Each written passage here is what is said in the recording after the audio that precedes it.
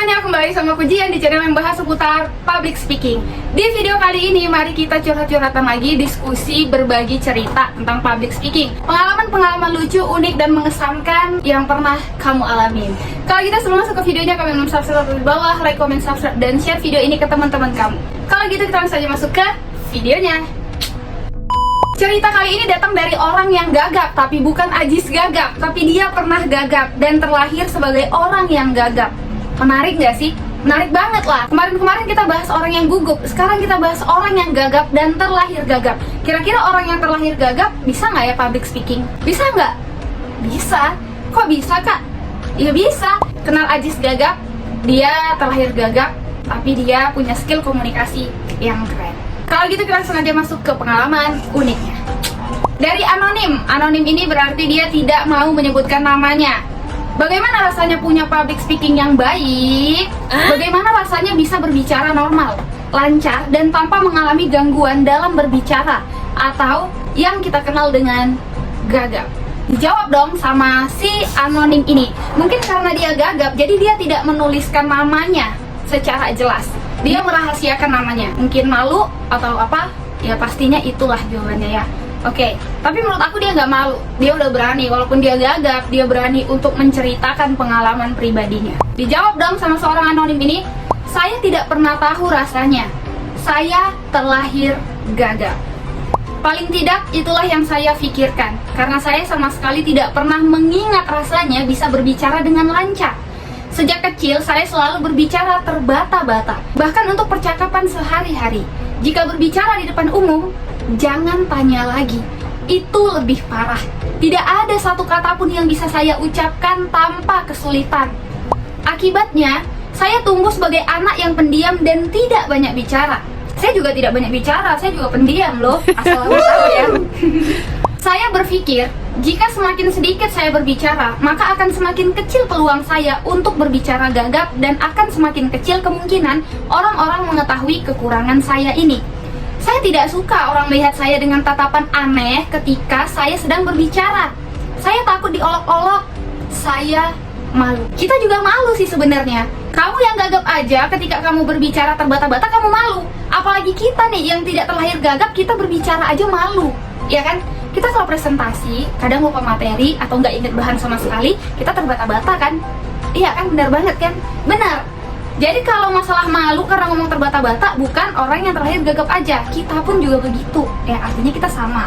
Oke? Gak masalah dong, gak masalah. Kita lanjutin ya. Wah, ini bahasa Inggris nih. Udahlah gagap, dia jago bahasa Inggris. Keren gak tuh? Do you ever feel like this? Do you, apakah kamu selalu merasakan seperti ini? You don't even know how to talk normally. Kamu tidak selalu tahu bagaimana berbicara normal. And then you hate yourself after that. Dan kemudian kamu membenci dirimu setelah itu. Even you hate how your voice come out. Kemudian kamu membenci bagaimana suara kamu keluar. You hate how you being stutter, that is too obvious, and you just with the terlalu banyak nih. Aduh, makin kesini makin sulit. Floor, please open up and swallow me. When you think, udah deh ini kita artiin aja deh ya. Kita artiin aja deh ya. Oke, kita artiin aja. Ya gila, Kak, lu jurusan bahasa Inggris kok kayak gitu aja nggak bisa gitu ya. Pasti ada tuh yang komentar. Nah, kalau kayak gini kan gampang gitu ya, mudah. Anda benci bagaimana Anda menjadi gagap yang terlalu jelas dan Anda hanya berharap Anda lebih suka tenggelam di dalam lantai. Seperti lantai, tolong buka dan telan saya. Ketika Anda berpikir bahwa Anda suka, ini kayaknya peribahasa deh. Anda membenci bagaimana Anda menjadi gagap yang terlalu jelas dan Anda hanya berharap Anda lebih suka tenggelam di dalam lantai. Seperti lantai, tolong buka dan telan saya. Ya kan? Ini kayaknya peribahasa deh. Maksudnya bumi tolong telan saya gitu, biar saya nggak ada di muka bumi ini gitu, biar saya nggak merasakan kemaluan ini gitu ya, ketakutan ini. Ketika Anda berpikir bahwa Anda sudah berbicara lantang, tetapi faktanya tidak ada yang bisa mendengarkan apa yang Anda katakan. Dan kemudian Anda melihat wajah orang-orang ketika Anda berbicara dan Anda tidak dapat berhenti berpikir, mereka pasti mengasihani saya karena gagal. Wih, saya tidak pernah bisa mengutarakan. Wah, pantes sih dia pakai bahasa Inggris. Ternyata dia mengungkapkan isi hatinya yang terdalam ya. Wajar sih kita kalau bikin caption juga kadang kalau kita tidak ingin mengutarakan secara langsung, kita pakai caption bahasa Inggris, ya nggak sih? Aku iya sih. Oke, kita lanjut ya. Saya tidak pernah bisa mengutarakan apa yang ada di pikiran saya. Tidak bisa memberikan pendapat dalam sebuah diskusi di kelas, tidak berani menjawab pertanyaan guru atau dosen ketika saya jelas-jelas mengetahui jawabannya. Saya tidak bisa menonjolkan diri saya. Meskipun nilai-nilai akademik saya selalu bagus, tapi saya tidak pernah aktif di dalam kelas ataupun di organisasi. Jadi dia adalah orang yang pintar ya. Jadi pintar itu bukan dari cara kita berbicara, bukan. Dari sini juga itu bisa dan dari sini, oke? Jadi sebenarnya pintar itu dari hati dan pikiran, bukan dari cara berbicara. Seperti itu. Oke, kita lanjutin. Di tengah kondisi yang seperti ini, saya pun tidak memiliki keluarga yang mensupport saya mengatasi gagap saya tersebut. Alih-alih menenangkan saya ketika gagap saya muncul, mereka malah menirukan bagaimana susahnya saya mengucapkan sebuah kata. Ya ini sih sebenarnya bercandaan aja sih ya. Kita juga kadang gitu kan, kalau misalnya ada orang yang gagap atau celak, kita kadang suka gangguin, suka isengin. Ya tujuannya sih just for fun, tapi mereka yang merasakan hal itu, ternyata mereka itu sakit hati. Ya seperti ini ya. Seolah-olah mengolok-ngolok ketidakmampuan saya berbicara. Saya juga tidak pernah dibawa ke dokter atau psikolog dan semacamnya untuk mencari cara mengatasi gagap saya tersebut. Ini emang orang pintar sih, dia udah tahu kelemahan dan kekurangannya, tapi dia bisa loh menceritakan hal ini. Artinya ya secara tidak langsung dia itu telah menunjukkan dirinya. Menurut aku ini keren sih. Dia gagap tapi dia berani loh untuk speak up hal itu. Jarang banget orang yang gagap bisa mengutarakan semua isi hatinya seperti ini. Oke, kita lanjut ya. Bahkan setelah lulus kuliah, Bahkan setelah lulus kuliah, emang sih dari cerita pertama ada kata sekolah dan kuliah ya. Di sini aku menganggap emang dia orang pinter sih.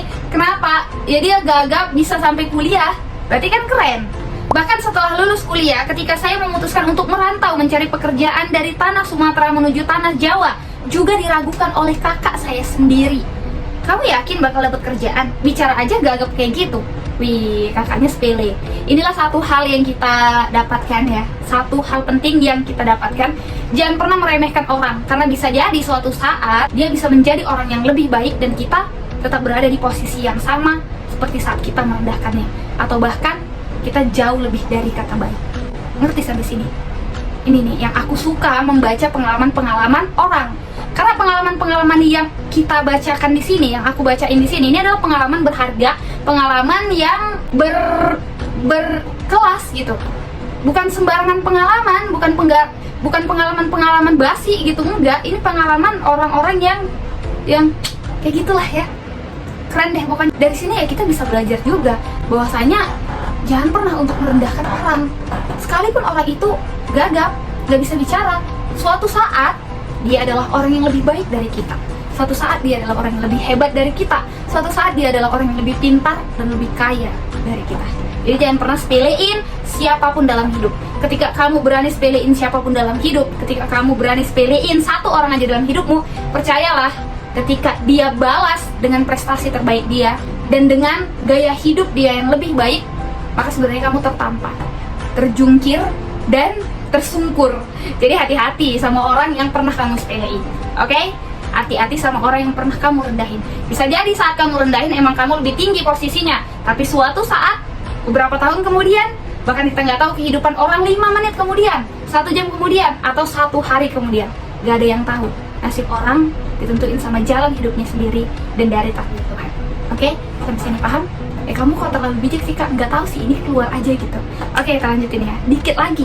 Semua anggota keluarga mendengar, namun tidak ada yang bahkan berusaha membela saya, seolah mengiyakan apa yang kakak saya katakan.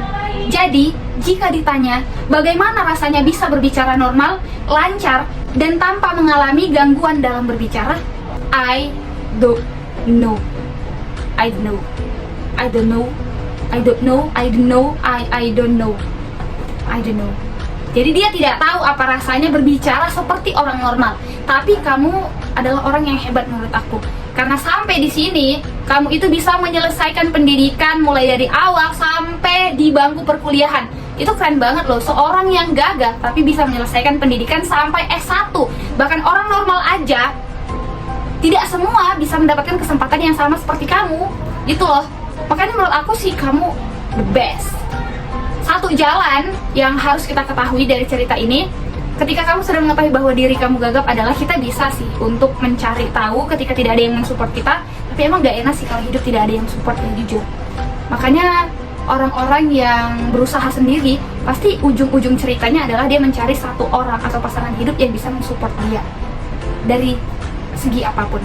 Jadi penting sih emang untuk mencari temen yang bisa mensupport kita, atau setidaknya pasangan.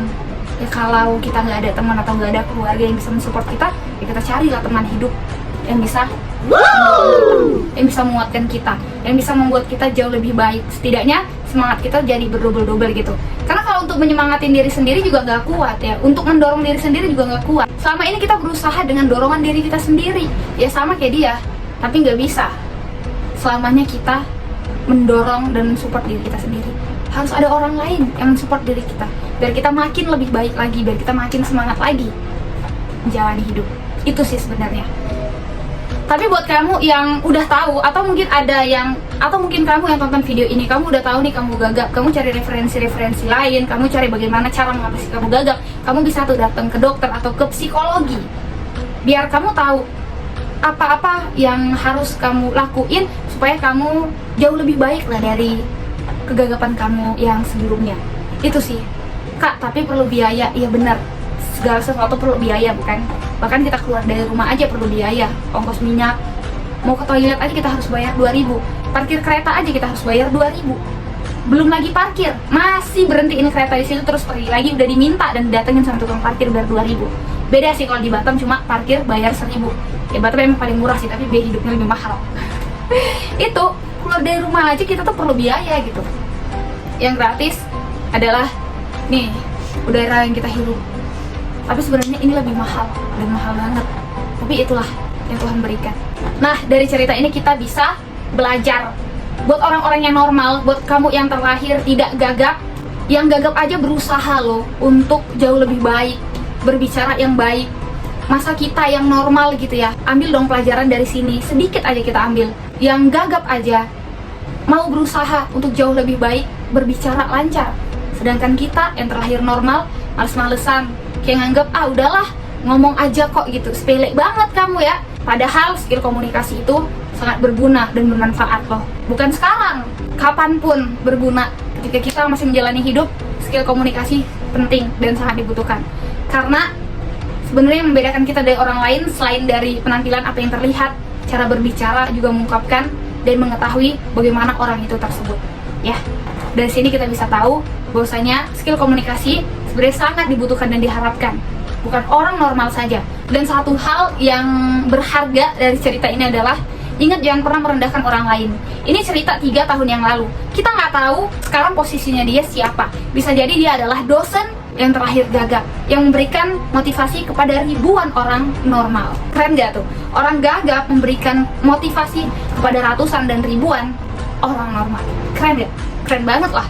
Semoga dari video ini kita bisa mengambil pelajaran. Kita yang normal belajar dari sekarang, belajar cara berkomunikasi itu penting. Kalau kamu merasa nggak penting, ya itu di jalan kamu. Kita juga masih belajar kok, aku juga masih belajar. Aku tahu kamu yang nonton ini juga masih belajar, ya kan? Dan mencari referensi lain mungkin, ya atau apapun itu, atau suka dengerin aku cerita. Saya cerita berkelas lah, bukan cerita sampah gitu ya. Oke deh kalau gitu, kalau kamu punya pengalaman yang unik, lucu, menarik, dan beda dari orang-orang, kamu bisa kirim dan ceritakan pengalaman kamu di DM Instagram aku atau kirim ke email aku jandisarap@gmail.com. Kamu bisa tulis di sana pengalaman-pengalaman berharga yang pernah kamu dapatkan. Kalau gitu aku Jan Isra undur diri. Terima kasih atas segala perhatian. Thank you, see goodbye, stay healthy, always positive. Jangan lupa follow Instagram aku Jan Isra. Kita jumpa lagi di video selanjutnya. Assalamualaikum warahmatullahi wabarakatuh. Bye.